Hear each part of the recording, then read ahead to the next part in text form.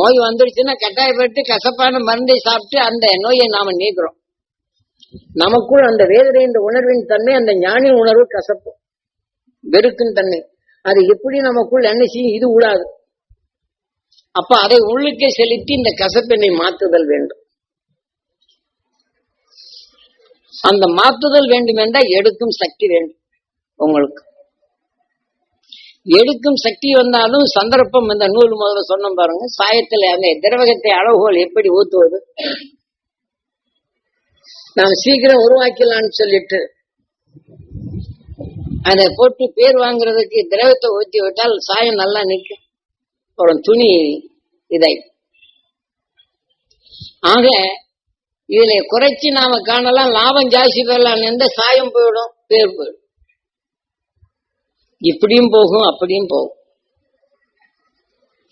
ஆகையினால இதை நாமும் அந்த மகிழ்ச்சியின் உணர்வு உங்களுக்குள் திரும்ப திரும்ப சொல்வதுடைய நோக்கமே, நாம் பலகாலம் நாம பதிந்த நிலைகள் ஏராளம் ஏராளம். அது ஒவ்வொரு சமயத்திலும் அந்த உணர்வு இறைக்காக வேண்டிய உணர்வை வந்தும் அந்த மனம் வரும், நினைவு வரும், இயக்கம் அது வளரும். இப்ப சாமி சொன்னா நான் ஆத்ம சித்தி செய்யணும், இதை தொடச்சிடுவீங்க. அடுத்தவன் யாரோ நம்ம இடைஞ்சல் பண்ணிடுவான், அந்த உணர்வு வரும், தொடக்க நம்ம வருது. அப்ப அந்த உணர்வு வர போகும்போது இந்த இடைஞ்சல் தன்மை இதுவும் சேர்த்து வரும், இதுவும் வளரும், அதுவும் வளரும். அப்ப அது வளராமல் தடுக்க வேண்டும் என்றால் இரவிலே நாம் புலனடங்கி தூங்கும் போது இதை செய்ய வேண்டும்.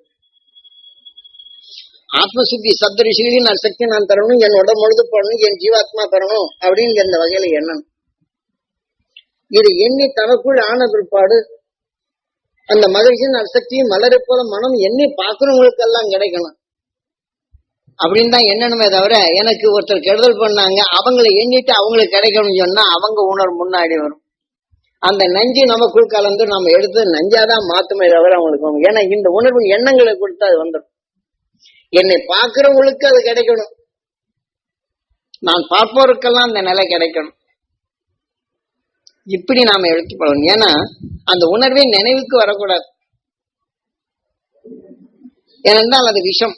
அந்த நினைவுக்கு வந்து அந்த அணுக்கு சாப்பாடு கிடைக்கும், கொஞ்சம் அப்படி நிமிந்து நிற்கும், அப்புறம் அந்த ஆன்மாவை பிறக்கும். இது கிடைக்கிற இரு நான் பாக்குறேன்னு தடைப்படும்.